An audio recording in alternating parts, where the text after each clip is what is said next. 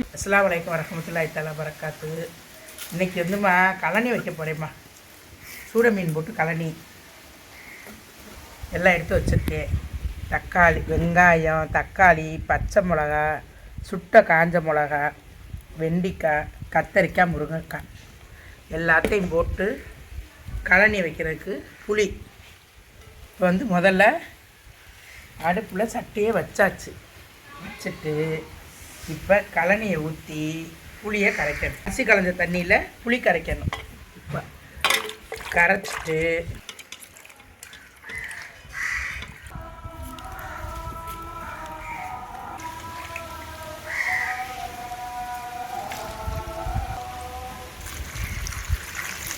இந்த காஞ்ச மிளகாயை செத்த அடுப்பில் போட்டு சுடணும். சுட்டுக்கிறேன்னு செத்த சுடுறேன்ல, சுட்டாச்சு. சுட்டு இப்போ இதுக்கு வந்து மசாலாவெலாம் கிடையாது, இதுக்கு இந்த மிளகாதேன். அதனால் கொஞ்சம் உள்ளு உரப்பாக இருக்கணுங்கிறதுக்காக இந்த 4 காஞ்ச மிளகா எடுத்திருக்கேன். இந்த சுட்ட மிளகாயை கழுவிட்டு இதில் போட்டு, இது அரிசி களைஞ்ச தண்ணியில் புளி கரைச்சி இருத்து வச்சுருக்கேன். அதில் காஞ்ச மிளகா போட்டிருக்கேன். அப்புறம் 2 பச்சை மிளகா போடுறேன். அப்புறம் கொஞ்சம் வெங்காயம், சின்ன வெங்காயம் நறுக்கி வச்சுருக்கேன். இதை இப்போ இதில் நல்லா பிணைஞ்சிடணும்.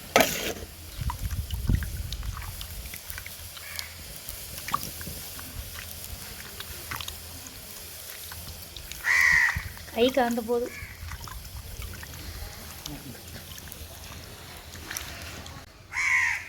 கொஞ்சம் உப்பு போட்டு கரைச்சி வச்சுக்கிட்டு இதை எல்லாத்தையும் இப்படி வச்சுக்கோங்க. இந்த கத்தரிக்காய் இதெல்லாம் கையை கழிக்கிறேன். வச்சுக்கிட்டு மீன்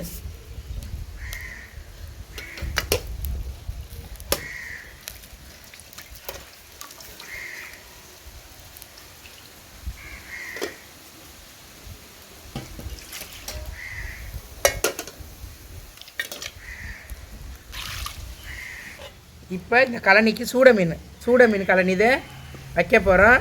மீன் ஆஞ்சு க்ளீன் பண்ணி வச்சுருக்கேன், நல்லா கழுவி வச்சுருக்கேன். நம்ம வந்து ஆணத்தில் போடும்போது கொஞ்சம் கழுவிக்கிடுவோம். இன்னும் கொஞ்சம் ஒரு அலசிட்டு போட்டுக்கிறலாம். இப்படி இருக்கட்டும். சட்டி காஞ்சிருச்சு. இப்போ எண்ணெய் ஊற்றுறோம். ஊற்றிட்டு எண்ணெய் சுடட்டும். எண்ணெய் காஞ்சிருச்சு. சட்டி அடி கல்லுக்குள்ளே போட்டுறத. சட்டி காஞ்சிருச்சு. வெங்காயம், கருவேப்பிலை,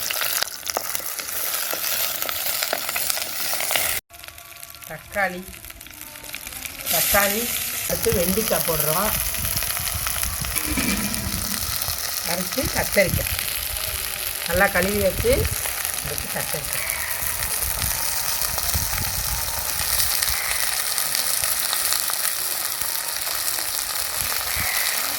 கத்தரிக்காய் போட்டு காய்ச்சி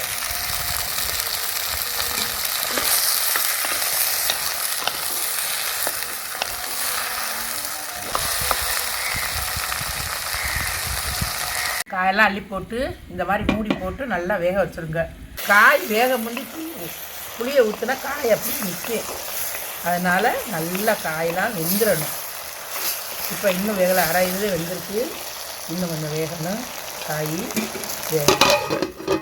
வெந்த பிறகு புளித்தண்ணி ஊற்றணும்.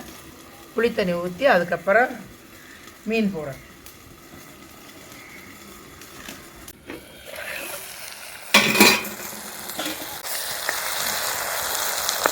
காய் நல்லா அரை வயக்காடு வெந்துச்சுன்னா நல்லா வெந்துருச்சு காய். இல்லை கத்தரிக்காயெல்லாம் நல்லா வெந்துருச்சு. வெந்த பிறகு இந்த கலக்கி வச்சுருக்கிற புளி தண்ணியை இப்போ இதில் மாதிரி சரியான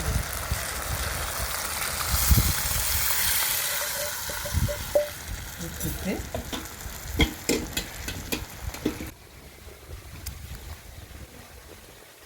முருங்கைக்காயை போட்டு நல்லா கொதிக்கணும். மலைன்னு கொதிக்கையில் தான் மீன் போடணும். நல்லா கொதிக்குது.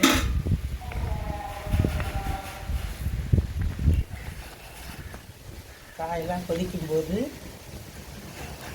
நம்ம வீட்டில் சோறு வடித்த தண்ணி கொஞ்சோண்டு ஊற்றணும். கொஞ்சோண்டு ஒரு 2 கரண்டி இடம், அவ்வளோதே. கொஞ்சம் அவ்வளோது. இது ஊற்றுறோம்னா கொஞ்சம் குழு குழுன்னு இருக்கும் குழம்பு, அதுக்காக ஊற்றுறது. ஊற்றியாச்சு. அடுத்து இந்த மீனை போடணும். இந்த மீன்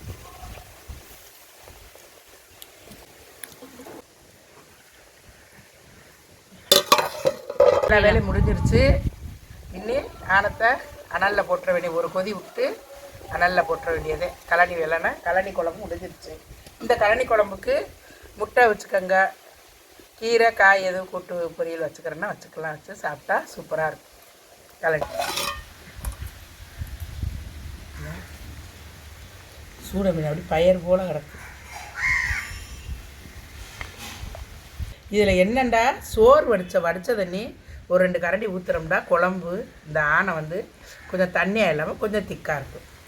அதுக்காக அதை ஊற்றுறது. கொஞ்சம் ஊற்றி செய்யுங்க, நல்லாயிருக்கும், சூப்பராக. நல்லா கொதிச்சிச்சு. கத்திரிக்காயெலாம், வெண்டைக்காய், முருங்கைக்காய் எல்லாமே நல்லா வெந்துருச்சு. சூப்பராக இருக்குது குழம்பு. இதை இப்படியே அனலில் போட்டோம்னா எல்லாம் அப்படியே கரைஞ்சிருவாங்க.